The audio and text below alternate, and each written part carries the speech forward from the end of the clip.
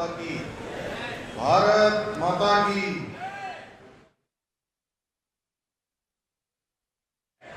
उत्तराखंड के बलिदानी अमर रहें, उत्तराखंड के बलिदानी अमर रहें।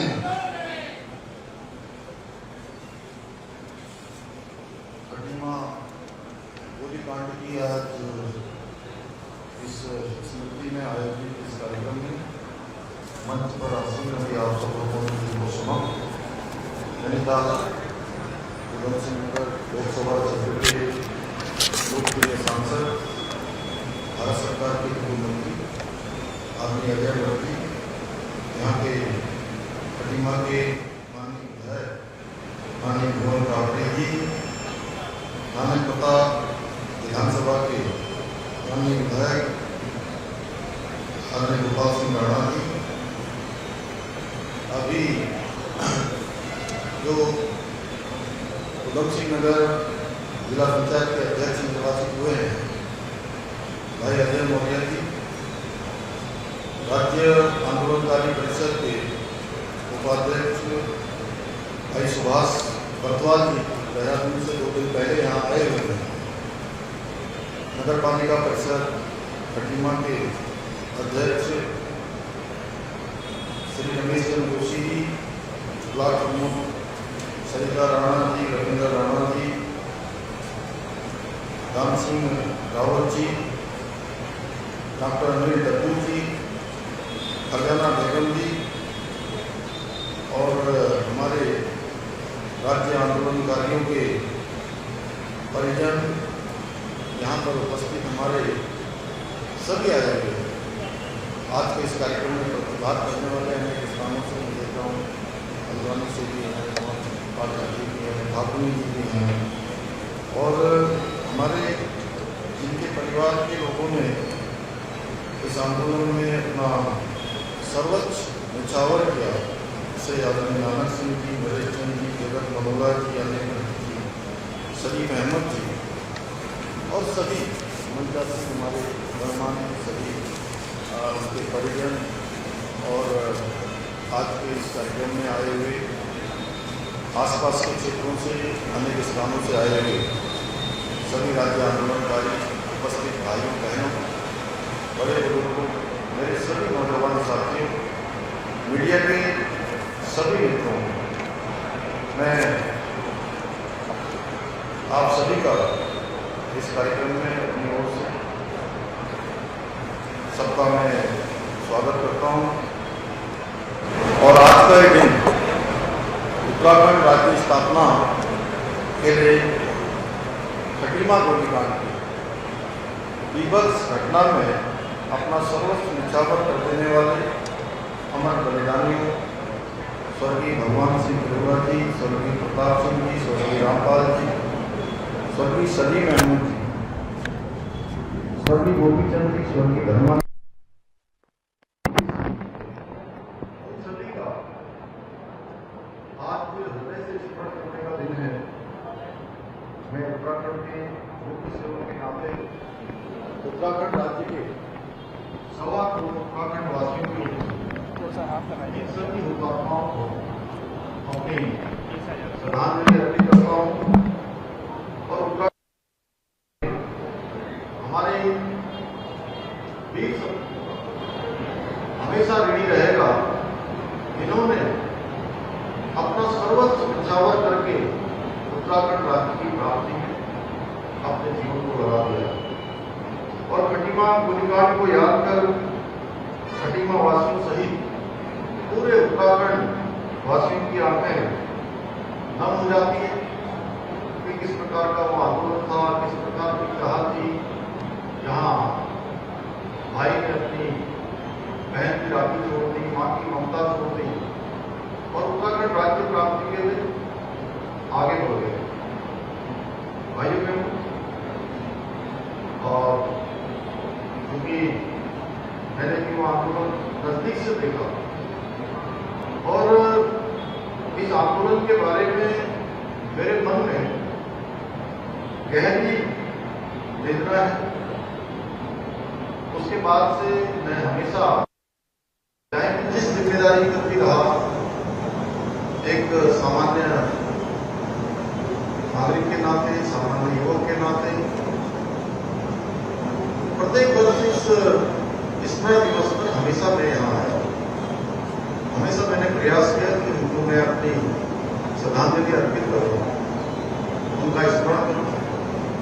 और मुझे आप सबको बताते हुए आज ये संतोष भी है, कभी हमारे राम सिंह रावत जी यहाँ पर बैठे हैं, ये कहते थे कि मुख्यमंत्री को कभी आना है, कभी आना है और यहाँ हमारे बलिदानियों को अपनी श्रद्धांजलि देनी है। और आज मैं आप सबके आशीर्वाद से और इन बलिदानियों के कारण हमारा राज्य बना और राज्य के एक क्रम के बाद मुझे भी इस राज्य के मुख्य सेवक के रूप में काम करने का जिम्मेदारी के लिए अवसर मिला। तो मैं अनुमान रूप से एक भी साल ऐसा नहीं हुआ कि 5वां साल हो गया। ये 5वीं श्रद्धांजलि सभा है जिसमें मैं आप सबके साथ यहाँ पर श्रद्धांजलि करने के लिए और जब भी 1 सितंबर आने वाला होता है, पहले से मन मस्तिष्क में आप देख रहे हैं कि समय बहुत सारी आपदाएं चल रही हैं। अनेक स्थानों पर आपदा पीड़ितों के साथ खड़ा होना, ऐसे समय में हमें सबसे पहली प्राथमिकता उनको देनी है। और उसके बीच में मैंने यह भी तय किया कि इस वर्ष भी ये क्रम रखते हैं। और आपको भी सोच रहा था कि माननीय अजय भट्ट जी मुझे फोन कर रहे थे स्टार के पास से, तो मैं उनसे कह रहा था कि भाई साहब शायद आज श्रद्धांजलि का ऐसा वक्तव्य देने वाला संकट शायद नहीं होता है, क्योंकि ये हमारे आंदोलनकारियों की कृपा से, उनके आशीर्वाद से ये सेट हो गया करके मुझे इस बात जानकारी मिली। हौसला में था लेकिन मैंने ध्यान में नहीं रहा मुझे कि ये सेट है और इतना अच्छा बन गया, जिसके कारण से बारिश के समय में भी आज हम ये श्रद्धांजलि सभा यहाँ पर कर रहे हैं। ये जो खटीमा का गोलीकांड था, इसने मेरे जैसे अनेक युवाओं के हृदय में एक ज्वाला प्रज्वलित की, जिसने हमें उत्तराखंड के अधिकारों की लड़ाई को आगे बढ़ने के लिए प्रेरित किया। राज्य आंदोलनकारियों को हमारी ओर से सच्ची श्रद्धांजलि यही होगी कि हम सब मिलकर उनके सपनों का उत्तराखंड बनाएं, उनके सपनों के उत्तराखंड का निर्माण करें, एक पृथक राज्य के रूप में उत्तराखंड को लेकर जो उनकी सोच थी, उनके सपने थे, उनकी आकांक्षाएं थी, उन सभी को पूरा करना हम सबका परम कर्तव्य है। आज के दिन हम सबको एक ही संकल्प लेना होगा। मैं इस अवसर पर पूरी प्रतिबद्धता के साथ आज मैं खटीमा वासियों को भी, राज्यवासियों को भी कहना चाहता हूं कि हमारी सरकार राज्य आंदोलनकारियों के आदर्शों और उनके सपनों को पूरा करने के लिए हर संभव प्रयास करें। एक एक क्षण, एक एक पल हम उनके सपनों को पूरा करने के लिए लगाएंगे। भाइयों बहनों, हमारी सरकार ने राज्य आंदोलनकारियों के प्रति अपनी कृतज्ञता प्रकट करते हुए उनके आश्रितों के लिए राज्य सरकार की नौकरियों में 10% का क्षैतिज आरक्षण लागू किया। राज्य आंदोलनकारियों के सम्मान पेंशन में भी वृद्धि करने का कार्य किया। आंदोलनकारियों की पेंशन प्रक्रिया को सरल बनाते हुए पेंशन आहरण की प्रक्रिया को कोषागार में सुनिश्चित किया। आंदोलनकारियों के आश्रित प्रमाण पत्रों का सरलीकरण करते हुए तहसील स्तर पर इसको निर्गत करने के आदेश जारी किए। उत्तराखंड राज्य आंदोलनकारी सम्मान परिषद का गठन किया, जिसमें आंदोलनकारियों की समस्याओं की हलवाई में उल्लेखनीय प्रगति हुई है। क्षैतिज आरक्षण से लाभान्वित आश्रितों को स्वयं अपने हाथों से नियुक्ति पत्र भी जारी किया है। राज्य प्रमुख और आंदोलनकारियों को जनपदीय और प्रदेश कार्यक्रमों में आमंत्रण और सम्मान की व्यवस्था की है।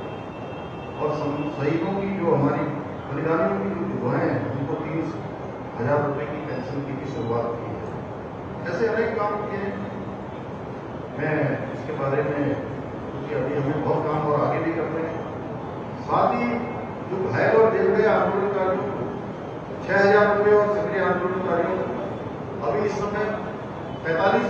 पेंशन दी जा रही है।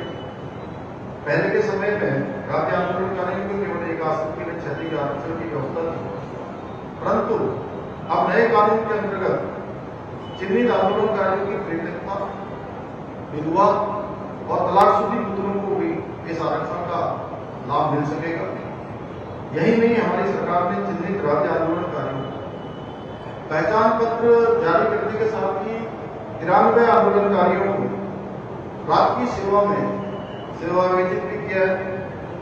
इतना ही नहीं, हमने राज्य आंदोलनकारियों के बच्चों को स्कूलों और कॉलेजों में निःशुल्क शिक्षा की व्यवस्था की है। इसके अलावा आंदोलनकारियों को सरकारी बसों में निःशुल्क यात्रा की सुविधा उपलब्ध कराई जा रही है। भाइयों बहनों, उत्तराखंड के आंदोलन में नारी शक्ति का उनकी भूमिका अत्यंत महत्वपूर्ण रही है और मैं कहूं कि उत्तराखंड राज्य को उसकी स्थापना में हमारी मातृशक्ति का बहुत बड़ा योगदान था, तो इसमें कोई अतिशयोक्ति नहीं होगी।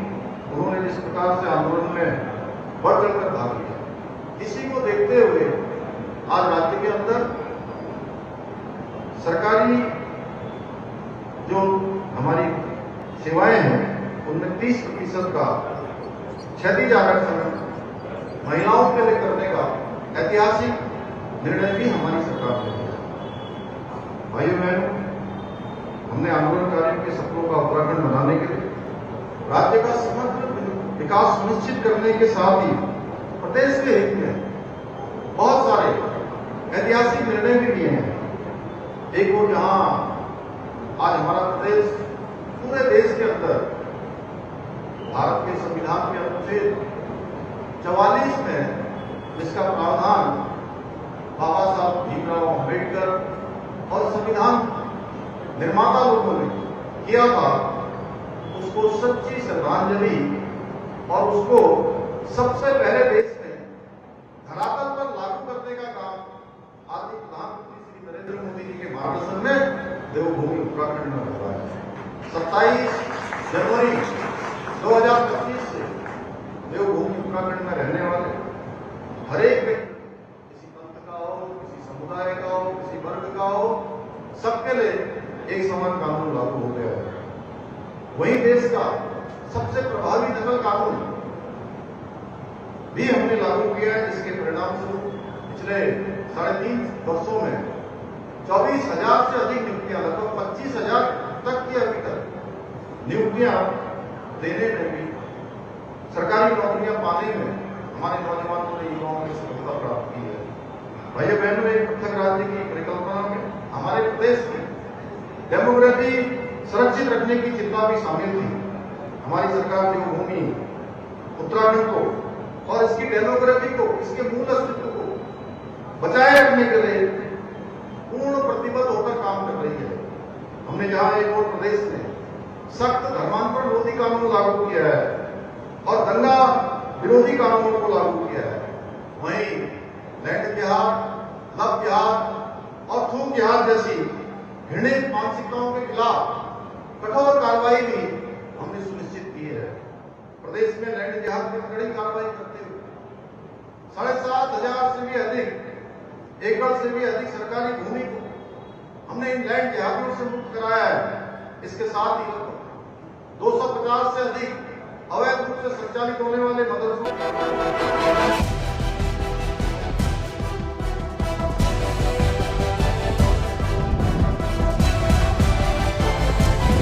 इंडिया वॉइस, आपकी सोच, आपकी आवाज।